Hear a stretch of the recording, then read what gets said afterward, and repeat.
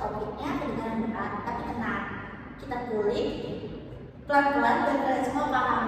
Bareng saya, Leoni, dan host jadi satu ini. Saya Dewi Sati. Kita udah kedatangan dan bintang tamu yang bakalan keren. Yuk, kenalan dulu satu-satu.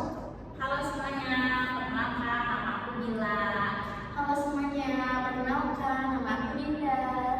Halo semua, perkenalkan nama aku Nazwa Safira. Oke Bila, boleh dong jelasin secara santai apa sih itu pemeriksaan akuntansi? Oke, sebentar aku jadi gugup nih karena langsung ditanya. Jadi pemeriksaan akuntansi itu kayak proses buat ngecek apakah si laporan keuangan perusahaan itu udah dibuat secara jujur, wajar, dan sesuai standar. Terus auditor itu ngumpulin bukti, lalu mengecek transaksi dan memastikan nggak ada kesalahan material. Jadi intinya tuh auditor itu kayak semacam detektif keuangan gitu. Mantap. Dan dalam tahap penyelesaian pemeriksaan ada beberapa langkah penting kan?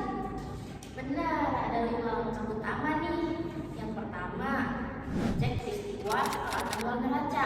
Misalnya, ada kebakaran setelah tutup buku, itu harus diungkapkan. Yang kedua, membaca nota dan rapat.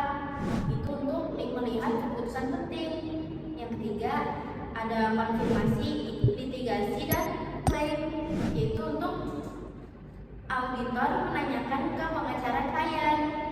Yang keempat, ada surat representasi manajemen, itu bentuk tanggung jawab dari manajemen. Dan yang terakhir ada prosedur analisis akhir, yaitu melihat apakah laporan keuangan sesuai secara logika. Jadi tahap penyelesaian pemeriksaan ini bukan cuma formalitas ya, tapi krusial banget sebelum auditor kasih opini. Jadi Vira, gimana nih soal evaluasi temuan? Katanya ini tahap paling menegangkan. Iya, betul sekali. Di sini itu auditor hitung semua salah saji yang ditemukan. Terus nilai apakah itu material atau enggak. Mereka juga nilai apakah perusahaan masih bisa going concern atau justru bermasalah. Terus menyusun opini audit di tahap akhir. Serem ya, bisa-bisanya salah sedikit bikin opini berubah. Makanya penting juga komunikasi dengan klien. Auditor harus ngomong jujur soal kelemahan pengendalian internal, estimasi akuntansi, sampai ketidaksepakatan dengan manajemen. Jadi audit itu bukan cuma itu, tapi juga harus bisa komunikasi, diplomasi, dan menyampaikan temuan secara profesional. Sekarang kita geser ke topik kedua, yaitu siklus beban. Bila boleh jelasin nggak secara simpelnya itu apa? Jadi siklus beban itu tuh kayak proses dari perusahaan beli barang atau jasa, terus menerima barangnya, lalu sampai ke melakukan pembayaran.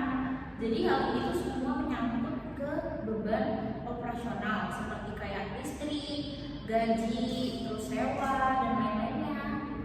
Dan ada 3 aktivitas utama ya. Betul. Yang pertama, memasak barang atau jasa, dimulai dari purchase requisition sampai purchase order. Yang kedua, menerima dan menyimpan barang, yaitu dicek kualitas, kuantitas, dicatat di receiving report. Dan yang ketiga itu ada melakukan pembayaran, yaitu dengan faktur harus cocok sama dengan PO dan receiving report. Kalau salah satu dokumen itu cocok, berarti auditor harus curiga ya? Iya nih, karena siklus beban itu banyak sekali, seperti kemudian fiktif, pembayaran ganda, sampai beban yang dicatat di periode yang sama. Nah, biar lebih kebayang, Vira bisa ceritain contoh kasus kan ya? Nih, misalnya di salon cantik, ya bulan depan pasti ada gaji, listrik, dan pengungkapan ya. Semua itu masuknya ke dalam siklus beban.